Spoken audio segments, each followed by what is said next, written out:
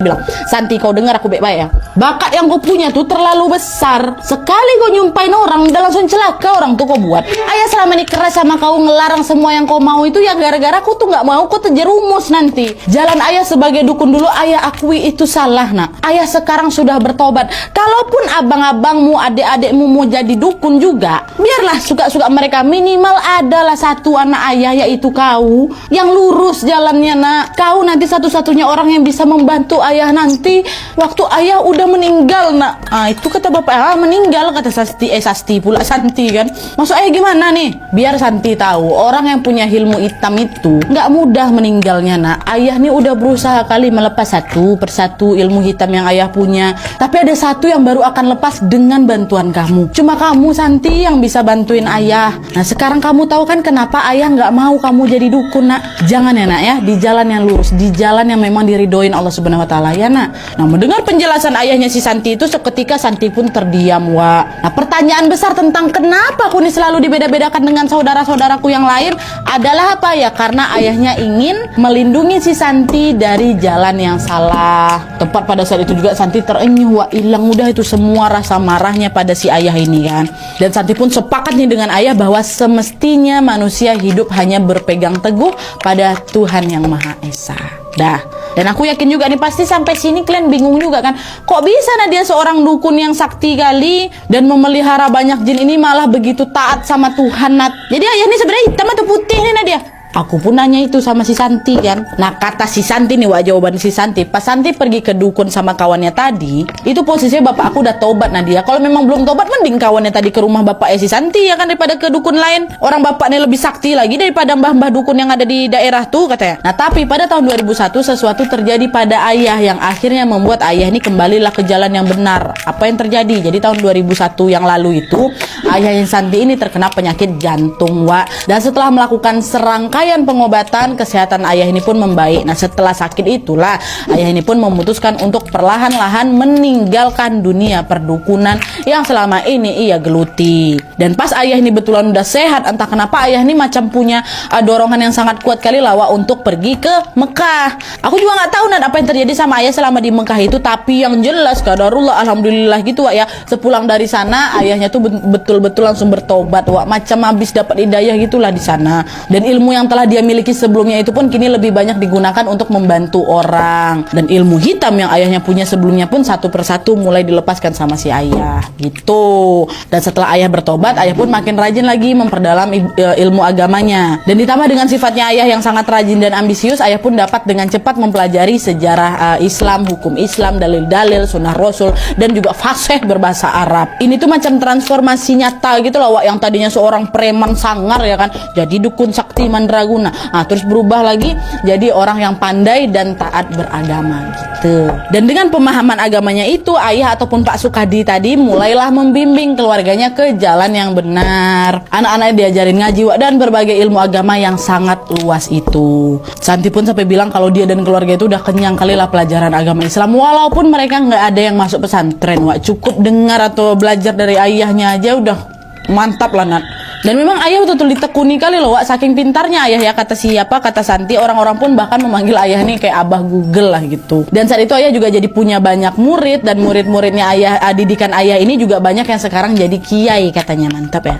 Nah sekarang kita balik lagi ke Santi kan Wak ya. Nah jadi Wak, tambahan lainnya, sepulang si Santi dari rumah Mbah Dukun yang kemasukan tadi, mata batin yang sebelumnya udah ditutup sama bapak Santi umur 5 tahun tuh tiba-tiba kebuka lagi. Santi kembali bisa ngelihat hantu-hantu tuh. Dan setelah dibuka ini Wak, rasanya bagi Santi tuh jadi kayak berat kali. Setahun pertama setelah mata batinnya itu kebuka Wak, Santi ini sampai depresi, insomnia dia.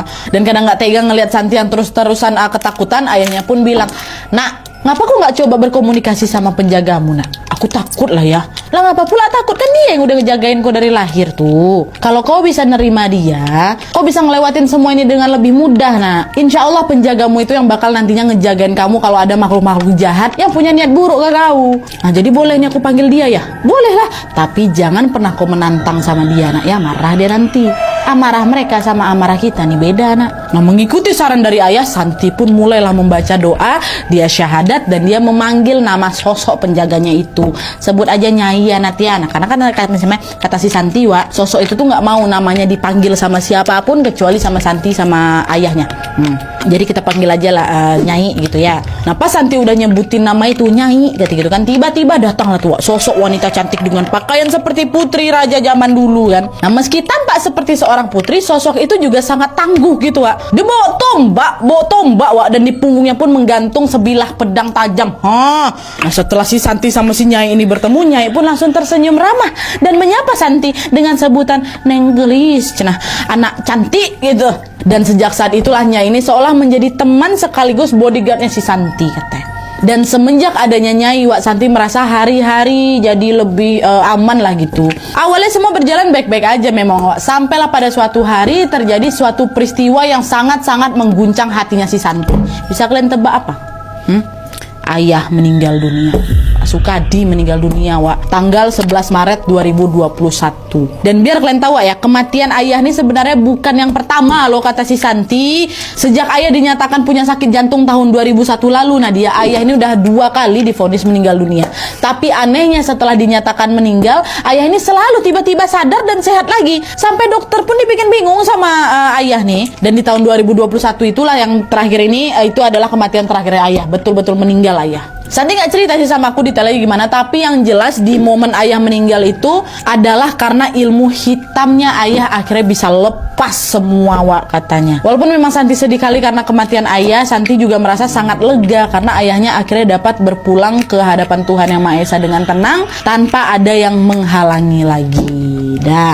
Nah setelah ayah meninggal dunia, barulah itu serangkaian kejadian mistis pun mulai lagi menghantui si Santi, Wak. Kenapa masih dihantui? Nah, di ayah kan udah bersih lah itu istilahnya kan. Ntar dulu, ayah kan pergi dengan meninggalkan banyak kali benda-benda magis di rumah tuh, Wak. Dan sekarang waktu ayah meninggal, benda-benda itu yang mau diapakan, mau dikemanakan? Nah di tengah kebingungan itu akhirnya Santi pun memutuskan untuk meminta bantuan salah satu muridnya ayah yang memang sudah menjadi kiai. Kita sebut aja namanya Kiai Asep, Pak Asep lah gitu ya. Dan FYI, Pak Asep ini juga punya pondok pesantren gitu di Jawa Barat. Jadi ya bisa lah dibilang udah ahli agama gitu kan. Nah Pak Asep inilah yang dimintain tolong sama si Santi untuk membawa tuh dan juga membersihkan semua barang-barang peninggalan ayah. Tapi saya waktu dihubungi sama si Santi, Pak Asep nggak bisa langsung datang, katanya. Saya ini baru bisa datang mungkin ya bulan-bulan depan lah, Nak Santi ya.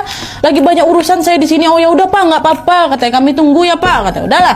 Nah sambil menunggu Pak Asep ini datang, Santi sama keluarganya pun beraktivitas lah seperti biasa, Wak. Seminggu pertama sejak ayah meninggal semuanya baik-baik aja. Barulah itu di hari ke-7, Wak, gangguan dari mereka itu pun mulai terasa.